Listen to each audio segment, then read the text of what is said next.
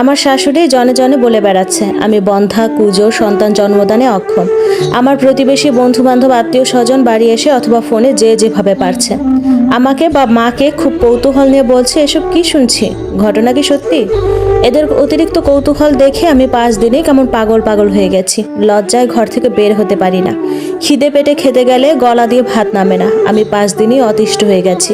তাহলে আমার স্ত্রী রূপা 12 বছর এত মিথ্যে অপবাদ, লাঞ্ছনা, কটু কথা সহ্য করে কিভাবে আমার সাথে সংসার করে গেল আমি ভেবে পাই না। তবুও মেয়েটা আমার সংসার ছেড়ে যেতে চায়নি। জানেন, আমি আর আমার মা মেরে ধরে এক প্রকার জোর জবরদস্তি করে ওকে বাড়ি থেকে বের করে দিছি। সাথে ডিভোর্স লেটারও পাঠিয়ে দিয়েছি। হয়তো 40 দিন পর একাই কার্যকর হয়ে যাবে, আর রূপা নামের মিষ্টি মেয়েটা আমার জীবন থেকে চিরদিনের মতো হারিয়ে যাবে। আমার না এখন রূপার পা ধরে মাফ চেয়ে ওকে ফিরিয়ে আনতে ইচ্ছে করছে, খুব বলতে ইচ্ছে করছে।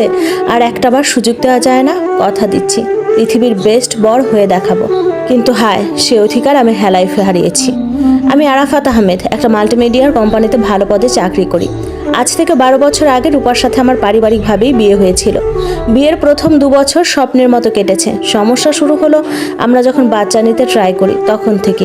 একজন ভালো গাইনি ডাক্তার দেখালাম। ডাক্তার রূপাকেও ও আমাকে অনেকগুলো টেস্ট দিল। ওষুধ দিয়ে মোট খরচ পড়বে প্রায় 40,000-এর মতো। আমার মা কিছুতেই এত টাকার কথা শুনে টেস্ট করতে দিল না। যেহেতু রূপা মেয়ে, সব সমস্যা রূপারই, রূপার দোষে বাচ্চা হচ্ছে না এই কথা বলে আমাদের বাড়ি নিয়ে গেল। ইস, সেদিন যদি মায়ের কথা না শুনে টেস্টগুলো করাতাম। আমার মা সারাক্ষণ রূপার সাথে খিটখিট করতো। কথায় কথায় রূপা বাজা, বন্ধা, অপয়া, অলক্ষী বলে গালাগালি দিত। একসময় কাজের লোক ছাড়িয়ে দিল। সব কাজ একা হাতে রূপাকেই করতে হতো। সারাদিন এত কাজ করে ক্লান্ত হয়ে রূপা বিছানায় শুলেই আমার অত্যাচার শুরু হয়ে যেত। দিন দিন রূপাকে বিছানায় আগের মতো অ্যাক্টিভ না পেয়ে ওর প্রতি আমার আগ্রহও কমতে লাগলো। মা যখন যে কবিরাজের খোঁজ পেত রূপাকে নিয়ে ছুটে যেত। তারা নিয়ম মেনে কী সব ফুল পাতা, শেকড় বাকড়, সাত ঘাটের পানি পড়া ইত্যাদি খেতে দিত। রূপাও সোনামুখ করে খেয়ে নিত। দিন শেষে ফলাফল শূন্যে। এদিকে রূপার পেটে আমার বাচ্চা না হলে বংশের বাড়তি দিবে কে? সেই টেনশনে আমার মা অস্থির। সিদ্ধান্ত নিল আমাকে আবার বিয়ে করাবে। কিন্তু আমি আবার পাবলিক ফিগার, ওই আর কি। সময় পেলে অনুগল্প, কবিতা আমার পেজে আবৃত্তি করি। এসব দ্বিতীয় বিয়েটি আমার ব্যক্তিত্বের সাথে একদম যায় না। মাকে অনেক বুঝিয়ে সুঝিয়ে সেবারের মতো বিয়ের ভূত মাথা থেকে নামালাম। প্রতিদিন অফিস থেকে ক্লান্ত হয়ে বাসায় ফিরলে মা রূপার নামে এক গাদা নালিশ দিত, অপবাদ দিত। সত্যি মিথ্যা যাচাই না করেই আমিও মহাবিরক্ত হয়ে রূপার গায়ে হাত তুলতাম। রূপা শুধু নীরবে চোখের জল ফেলে যেত। আসলে রূপা নিম্ন মধ্যবিত্ত ফ্যামিলির মেয়ে, তার উপর বাবা বেঁচে নেই। ভাইদের সংসারে রূপার মা কেমন পরকাছার মতো থাকে। সেখানে রূপার কোনো জায়গা নেই। তাই ইচ্ছে থাকলেও ওর সাথে করা অন্যায়ের কোনো প্রতিবাদ করতে পারতো না। প্রতিনিয়ত শত অপমান, অপবাদ মুখ বুঝে সহ্য করত। দিন দিন রূপা কেমন রোবটের মতো হয়ে যাচ্ছিল। মন খুলে হাসতো না, আমাদের সাথে দরকার ছাড়া কথা বলতো না, কোনো পারিবারিক অনুষ্ঠানে যেতে চাইতো না। সারাদিন কাজ করতো, মা খেতে দিলে খেত, আর সময় পেলেই জানালার দিকে এক ধ্যানে তাকিয়ে থাকতো। হয়তো এত হুলফুটানো জ্বালাময় কথা শুনে আমার হাতে কারণে অকারণে বেদম পিটুনি খেয়ে ওর সব আবেগ অনুভূতি ততদিনে মরে গিয়েছিল। দিন যায়, মাস যায়, বছর যায়, রূপার কোনো পরিবর্তন হয় না। দিন দিন আরও অবনতি হচ্ছিল। এক সময় আমার মনে হলো না, একে নিয়ে আর এক ছাদের নিচে থাকা যায় না। আমি উকিলের সাথে কথা বললাম। রূপা ডিভোর্সের কথা শুনে আমার পা দুটো জড়িয়ে ধরে সেদিন হাওমাও করে কেঁদেছিল। সে কিছুতেই আমার সংসার ছেড়ে যাবে না। আমি যেন আর একটা বিয়ে করি। সে কাজের লোকের মতো এক কোণায় পড়ে থাকবে। কিন্তু আমার মা কিছুতেই এ অপয়া, অলক্ষী ঘরে রাখবে না। মা খুব খারাপ ভাষা গালাগালি দিয়ে চুলের মুঠি ধরে রূপাকে বাড়ি থেকে বের করে দিল। রূপা বন্ধা দেখে আমি ওকে ডিভোর্স দিচ্ছি একথা সবাই জানাজানি হয়ে গেছে। সেই ঘটনার অনেকগুলো দিন পর রূপার মা একদিন সকালে এসে আমার হাত ধরে অনেক অনুনয় করে বলল, জামাই বাবা, আমার মেয়েটাকে তো ছেড়েই দিলে, তাও চলো না শেষ একটা চেষ্টা করে দেখি। তোমাদের দুইজনকে ভালো গাইনি ডাক্তার দেখাই। খরচের কথা ভেবো না, সব খরচ আমি দেব।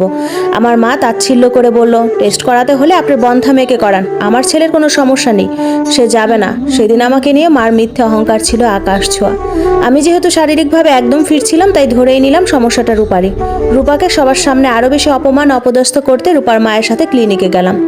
একজন গাইনি বিশেষজ্ঞ ডাক্তার রূপাকে এক গাদা টেস্ট দিল, যেমন রক্ত পরীক্ষা, আলট্রাসোনোগ্রাম, জরায়ু টেস্ট, হরমোন টেস্ট, আর আমাকেও কিছু টেস্ট দিল।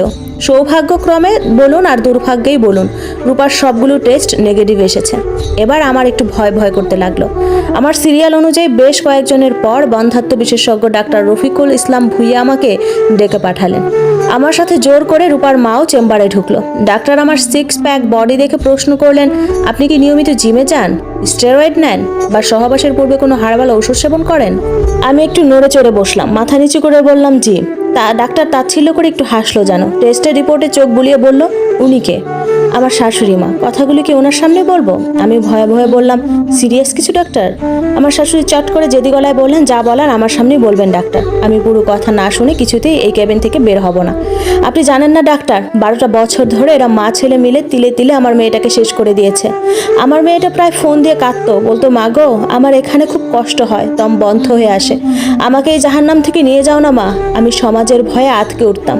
ওকে উল্টো বুঝ দিয়ে বললাম, স্বামীর ঘরই যে মেয়েদের আসল ঠিকানা মা, তুমি ধৈর্য ধরো, একদিন সব ঠিক হয়ে যাবে। কিচ্ছু ঠিক হয়নি জানেন ডাক্তার, এরা মা ছেলে মিলে আমার মেয়েকে অমানবিক অত্যাচার করে, বন্ধা অপবাদ দিয়ে মেরে ধরে বাড়ি থেকে বের করে দিয়েছে। এই মহিলার কাণ্ডজ্ঞান দেখে আমার ভেতরে ভেতরে প্রচুর রাগ হলো। সব কথা সব জায়গায় বলতে আছে নাকি? আজব। লজ্জায় আমি মাথা নিচু করে বসে রইলাম। আগে জানলে জীবনেও এই মহিলার সাথে আসতাম না। ডাক্তার রফিকুল ভুঁইয়া দীর্ঘশ্বাস ফেলে বললেন, সহজভাবেই বলি মিস্টার আরাফাত, আপনার বীর্যে শুক্রাণুর পরিমাণ কম হওয়ার কারণে আপনি বাবা হওয়ার ক্ষমতা চিরদিনের মতো হারিয়েছেন। যদি শুরুতেই এর চিকিৎসা নিতেন তাহলে হয়তো মেডিসিনে কাজ হতো, কিন্তু এত বেশি শুক্রাণুর পরিমাণ কমে গেছে, আপনি প্রায় 90% বাচ্চা উৎপাদনে অক্ষম। তাছাড়া ব্রিটিশ স্বাস্থ্যসেবা প্রতিষ্ঠান NHS এর এক পরিসংখ্যানে বলা হয় যে দম্পতিদের সন্তান হয় না তাদের 1/3 ক্ষেত্রেই দেখা যায় এর কারণ হচ্ছে স্বামীর শুক্রাণুর মান নিম্ন ও সংখ্যা কম হওয়া। কি আজব বিষয়, তাই না? পুরুষ নারীকে আকর্ষণ করার জন্যই জিমে গিয়ে স্টেরয়েড নিচ্ছে, অনিয়মিত হার্বাল সেবন করছে, কিন্তু শেষ বিচারে তা তাকে পুরুষত্বহীন করে দিচ্ছে। কথাগুলো শুনে আমি স্তব্ধ হয়ে গেলাম। বিশ্বাস করুন, সেই মুহূর্তে আমার ঠিক কীরকম অনুভূতি হচ্ছিল আমি আপনাদের বলে বোঝাতে পারবো না।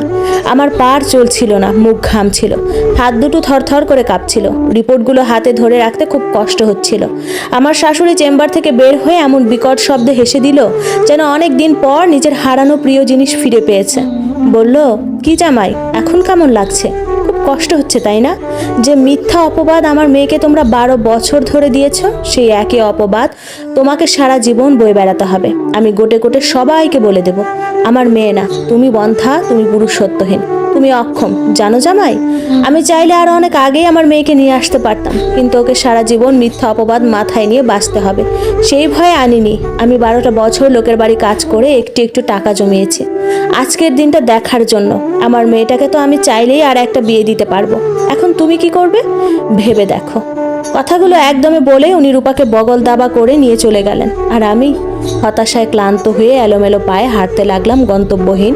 স্মৃতিতে একের পর এক ভাসতে লাগলো রূপার সাথে করা অন্যায়, অত্যাচার, অবিচারের কথা। ইস, দীর্ঘ 12টা বছর কি কষ্টটাই না দিয়েছি মেয়েটাকে। আমার মিথ্যা অহংকারই আমার পতনের মূল।